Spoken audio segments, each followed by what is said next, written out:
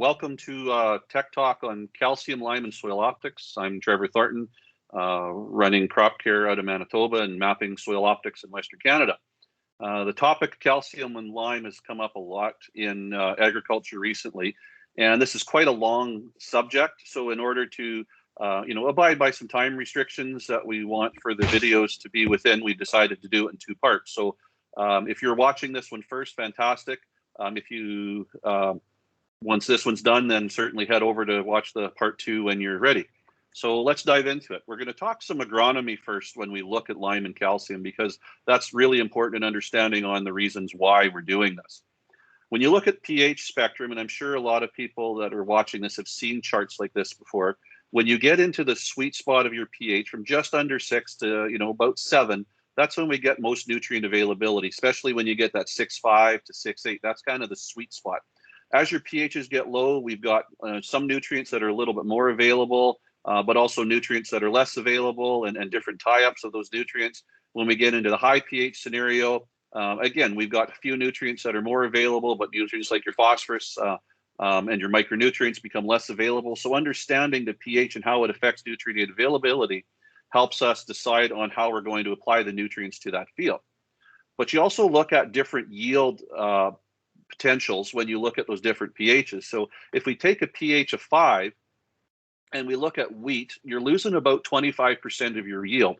Soybeans, you're about 20%, corn, almost 30%, alfalfa, you're over 90% of your yield loss potential. Now, keep in mind too, this will have some environmental impacts. If you're in a very wet season, these losses won't be near as significant.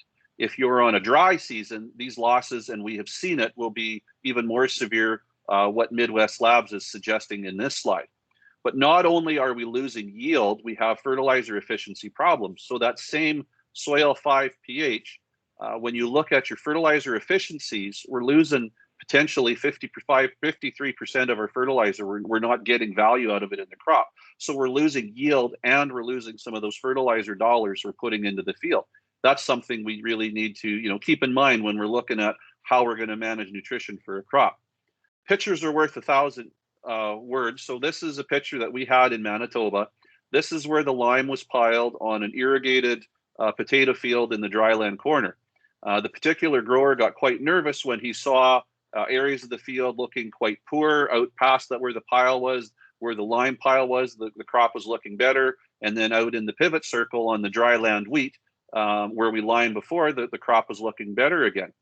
When you look at a close-up picture, and this is just an area walking between those two spots that I just showed you, a significant difference. It almost looks like you're walking from a fertilized area of the field to the unfertilized area. These areas had the same amount of fertilizer. The only difference is this spot that's quite green has lime applied, or mistakenly, because it fell off the truck. This area is the natural pH of what the background of that soil was. When we pulled some soil samples, that was down in this corner, you can see the pH was 4 or 5. I referred to a pH before a 5. What are we losing in fertilizer efficiencies and yield potential when we get down to these levels? It's significant, as you can tell by the crop. But I want you to remember this: pH is a result, not a cause. A lot of people focus on fixing the pH, which is important, but magnesium influences our pH 1.67 times more than calcium. So we can actually have a high pH soil with low available calcium because it's really, really high in magnesium. And the pH is settling out because it is a result of what's happening. So we need to treat the source, not the cause, or not the result. What affects our pH in the soil? Well, the kind of parent material when our soil was laid down originally. Rainfall, leaching nutrients out, such as calcium, magnesium, or salts accumulating in low rainfall areas because of the fertilizer that we're applying. The plants that are growing during soil formation, but not only that, the crops that we're growing every year, because every year the crops we grow do remove nitrogen and other nutrients such as the calcium and magnesium out of those soils. And what are your fertilizer input choices? So somebody challenged me on this fertilizer input choice. This is a bit of a confusing slide, so I'm hoping I can explain it properly. But what we're looking at is calcium displaced by 1 ton of product. And I know you don't apply these nutrients, these products by the ton, but just work with me here. So 1 ton of urea displaces almost 1,700 pounds of calcium. Potassium chloride displaces nothing. Phosphorus displaces 1,300 pounds. And ammonium sulfate had quite a range, so we picked one in the middle at about 5,000. So if we look at a typical rotation, a poor rotation of wheat canola, and you've done that over 10 years, and assume we had some cheap fines in there that we were spread on aggressively more on the canola year. And we're going for a fairly healthy crop, so we have a fairly healthy blend. This blend might not fit all the areas of the prairies, but for some areas, this is actually probably on a little bit on the low side. But we take a canola blend of 130, 50, 0, 48, and then a wheat blend of 100, 40, 0, 0. The urea is displacing 1,900 pounds of calcium over that 10 years. Our phosphorus is displacing 530. Our ammonium sulfate is displacing almost 2,300 pounds. So when you add it up, we're displacing 4,700 pounds of calcium. This is not lime. This is just the calcium. And we wonder why our pHs are low. And this doesn't account for the 30 to 50 pounds our crops are removing every year. So if you're starting with a low pH and doing a program like this, and you wonder why your pHs are low, well, we've basically done that to ourselves and not amending it. So when you look at what do I need for the calcium, pH should not be the only determining factor, as we mentioned it before. You need to understand your base saturation from a good quality lab, the quality of the lime, and the crop performance. That's because it's important when we're adjusting those soil pHs. When you look at growing a crop and how important it is, most farms and most agronomists start with nitrogen, but it actually takes boron, silica, and calcium to get to the nitrogen. And if we're missing calcium, we've got a hiccup in that stage. If we're missing boron, we're maybe not getting that calcium into that crop, although the nitrogen will be good. So what do? Well, let's put on more nitrogen because that'll grow us a better crop. And a lot of farms are experiencing the higher nitrogen they go in order just to maintain the crops they had. Yields aren't going up. Well, if we start with the calcium and the boron and get the nutrients set up right, that plant actually has a chance now. So we look at the benefits of calcium and lime. We got improved soil structure. We get better water infiltration and percolation, meaning we got better water that can go into that soil when we have those heavy rains, but also when it gets dry and we got subsurface, we can have that water come back up to the surface. It loosens those soil up so they're more tilth to them. It improves your nutrient availability. The microbial activity, now we're building a house for the microbes that they want to live in. Reduces toxic levels of manganese and aluminum, so now the plants have a chance to grow even better. Improves the palatability of feed for the animals. Reduces weeds, and we're going to show you some information on that soon. Because we're growing a healthier plant, we're reducing fungicide needs, and ultimately can reduce insect feeding in a crop because our crops are healthier. Ultimately, get to the end of it, we improve the plant stands, we improve the plant health, we got better standability, more even earlier maturing harvest, ultimately increased yield and increased quality, and this is what we're going for. So by adding that calcium, if you need it, and we can get these factors happening, the payback is pretty quick when you look at it, although it is quite an expensive input. When you look at a pH map of Manitoba, look at Alberta here, and there's a lot of low pHs in Alberta. There's a few pockets in Saskatchewan, some smaller pockets in Manitoba, but we do have a pH issue in Western Canada. And when you look at the clubroot map of Alberta, where clubroot was found originally and a major issue, it matches pretty close where those low pHs are. So if we want to get growing canola again, don't you think we should start looking at our pHs and our calcium levels in our soils?